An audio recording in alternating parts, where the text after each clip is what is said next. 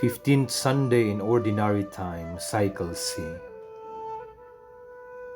The community's Action in Solidarity and Association Jesus Solidarity invite you to listen to the Living Gospel for this Sunday, July 13. Let us then meditate on the Gospel according to Luke chapter 10, verses 25 to 37, with commentary from Father Patxi Loidi in the voice of Brother Balaan. Proclamation of the Holy Gospel according to Saint Luke. There was a scholar of the law who stood up to test him and said, "Teacher, what must I do to inherit eternal life?" Jesus said to him, "What is written in the law? How do you read it?" He said in reply, "You shall love the Lord your God with all your heart, with all your being, with all your strength, and with all your mind, and your neighbor as yourself." He replied to him, "You have answered correctly. Do this and you will live." But he wished to justify himself. He said to Jesus, "And who is my neighbor?"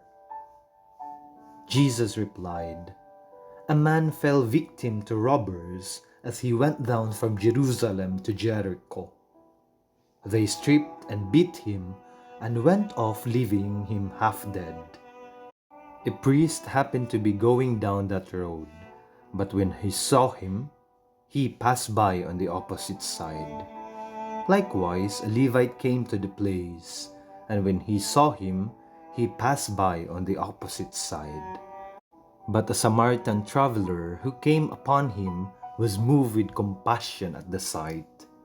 He approached the victim, poured oil and wine over his wounds, and bandaged them. Then he lifted him up on his own animal, took him to an inn, and cared for him. The next day he took out 2 silver coins and gave them to the innkeeper with the instruction, "Take care of him. If you spend more than what I have given you, I shall repay you on my way back."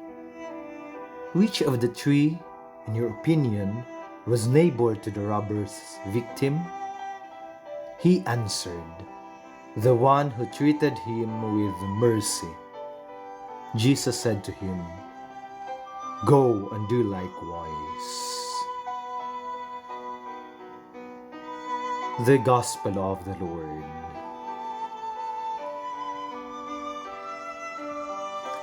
Father Patxi's commentary. Dear friends, all parables have a turning point when the logic of the narrative breaks and the unexpected comes out. That turning point contains the revelation of the parable. In this great parable, the narrative logic is broken repeatedly beyond what is expected. The main rupture is the change that Jesus makes at the end of the question of the teacher of the law. He asks, "Who is my neighbor?" Jesus answers, "Who of the 3 do you think became close to the fallen man?" His answer upsets us. We have to become the neighbor. We ourselves must become the neighbors to the needy. But there are more ruptures. Let us look at the choice of characters, which is a provocation. The priest or pastor and the Levite, the assistant of the pastor, are dedicated to worship. The 2 make a detour to avoid the wounded man. The man could have expected some help from them, but they are worse than bad. It's another strong break in logic, with Jesus making it clear that helping the needy is more important than worship. The Samaritan had compassion for the wounded. He approached him and helped him in everything, spending time and money. It's contrary to expectations. The Samaritan were the bad guys, So much so that once they called Jesus a Samaritan when they wanted to disqualify him. That is why we ourselves say the Good Samaritan instead of simply the Samaritan. The teacher of the law intervenes twice. The first time, he asks Jesus about the main commandment with the intention of making Jesus stumble. The second time, he asks who is his neighbor to make himself look good. And the third, when Jesus asks who became the neighbor of the wounded, the teacher of the law doesn't want to pronounce the word Samaritan and answers evasively. The one that had compassion for the wounded. Isn't that another break in the logic of the story? The teacher of the law is pretty bad. In short, the good ones go wrong, the bad look good.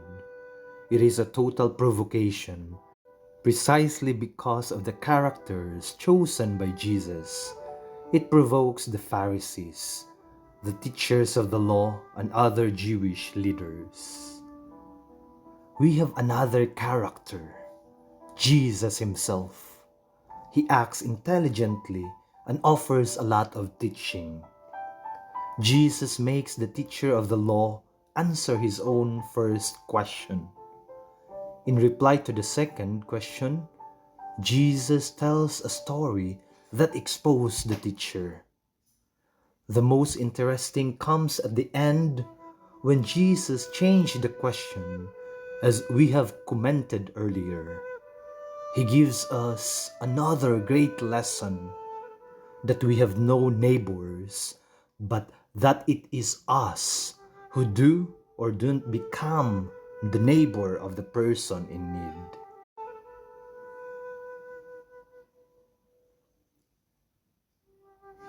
Prayer.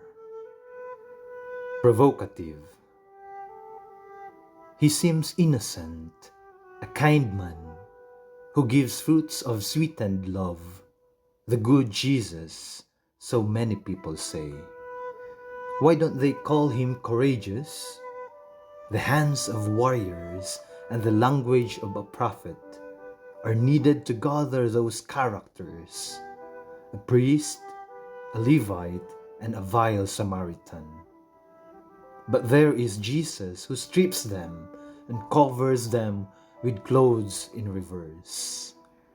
It is surprising that the Pharisees began shouting, and the teachers of the law add to the chorus of disapproval.